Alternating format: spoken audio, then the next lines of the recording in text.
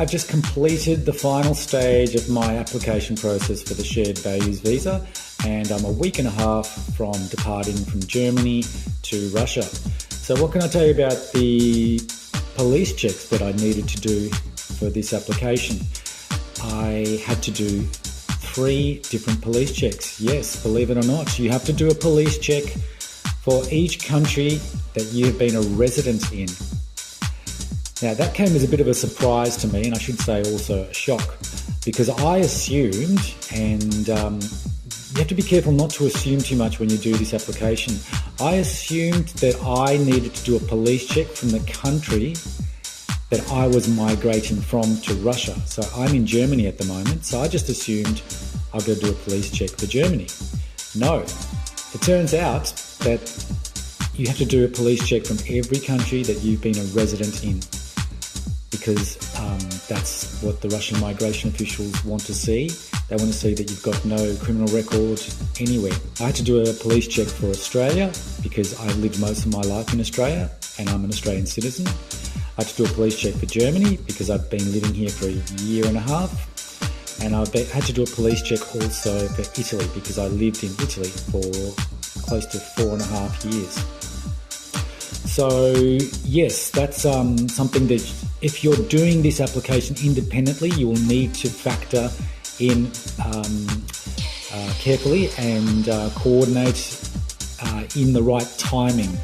So the timing is really critical here. The police checks can't be older than 3 months once you show the Russian migration officials when you arrive in Russia. So if your appointment's a few days after you arrive, which it probably will be with the Russian migration, they will look at the dates that the police checks were done, and if they're older than 3 months, they're going to most likely say these are invalid and you're going to have to do them again. Make sure you're getting them done 1 month before you arrive in Russia. So you need to speak to the right people to work out how long it takes to get the police check, and you also need to factor how long it takes to get an apostille. You have to get an apostille for the police checks. In my case, I needed to get 2 apostilles because I'm getting an apostille for Australia. So I'm doing a police check for Australia, and I'm doing a police check for Germany and a police check for Italy. Now, the good thing about, I guess, living in the European Union, if you've been a resident in different countries in the European Union, it seems like the police check you get, so if you're living in Germany, in my case, once you apply for the police check for Italy will be included with the police check for Germany because it's part of the European Union. So you don't have to get 2 separate apostilles for each country. I just needed to get an apostille for the one document from Europe, which was very good. So I got a total of 2 apostilles. Now there's a separate price for the police checks and there's a separate price for the apostilles.